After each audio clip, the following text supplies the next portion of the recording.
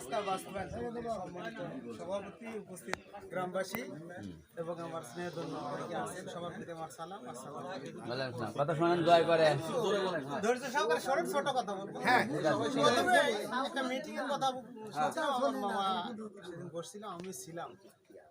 ওই দিনেই প্রথম মিটিং হয়, ওনাকে সভাপতিতে আমরা একটা রাস্তার বিষয়ে সম্প্রসারণ নিয়ে উপদেষ্টা কমিটির সদস্য কথা কইতেছে, চুপ করেন।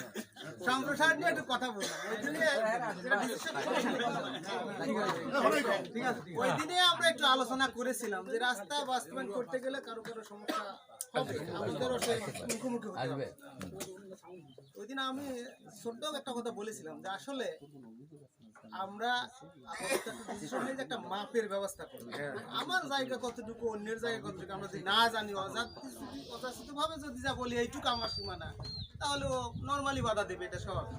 একজনের ক্ষতি হইতে পারে। হ্যাঁ, ক্ষতি হতে পারে। এই জন্য একটা মাপের ব্যবস্থা করা হয়েছে এবং সেই অনুযায়ী ফ্ল্যাগ করা হয়েছে। কিন্তু এইটা যে বাস্তবায়ন করতে গেলে কিছু প্রোটেকশন আসবে, এটা আমরা জানি। ওই সময় আমি বলেছিলাম যে প্রথমত যেটা সরকারি হালত, সেই জায়গা দিয়ে যদি আমার রাস্তা বাস্তবায়ন হয়ে যায়, তাহলে আমি পাশে অন্যের জায়গায় কেন যাব? আমার দরকারই না। আর এমন কোন সিচুয়েশন যদি তৈরি হয় যে আমাদের হালতে বাস্তবায়ন করা সম্ভব হচ্ছে না, আমাদের সম্প্রসারিত জায়গা নাই, ওই আশেপাশে যারা আছে তাদের সাথে বিনয়ের সাথে তাদের বলে আমরা তাদের কাছ থেকে কিছু নিব। এখানে তো আসলে আমাদের সমস্যা হওয়ার কোনো কথা নাই। তারপরে যে বেটা একটা কথা বলেছে, যারা পাশে আছে তাদের একটু জানানো দরকার ছিল। প্রাথমিক আমরা একটা পদক্ষেপ নিয়েছি, একটু মাইকিং করেছি। আমাদের একটু ভুল হয়েছে, সেটা হলো যে মাইকিং করেছি, যারা উপস্থিত এই গ্রামে আছে তারা হয়তো জানে, কিন্তু তাদের যে প্রতিনিধি তারা হয়তো নাও দিতে পারে, একটু হয়তো পৌঁছায় নাই, এই জন্য একটু গ্যাপ হয়ে গেছে।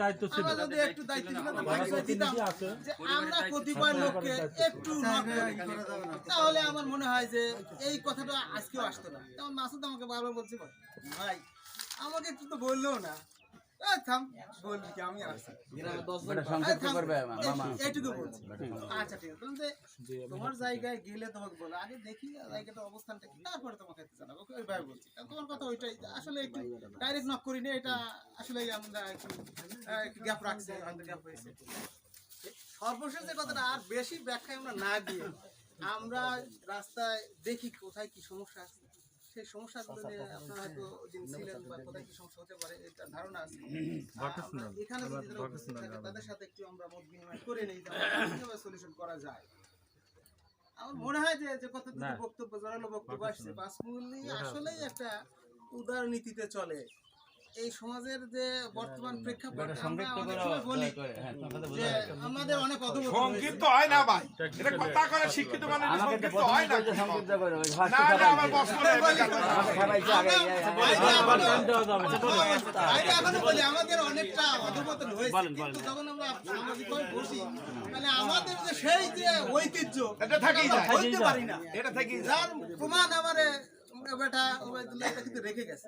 কথাগুলো ওরা বলছে, ওরাই কিন্তু মানে প্রতিরোধের মুখোমুখি যারা লোক, তারাই যে কথা বলছে, আর অন্য যারা আছে তারা ছোটখাটো। সুতরাং ওদের যে বক্তব্যের পরে আমাদের আর কোনো বক্তব্য নেই।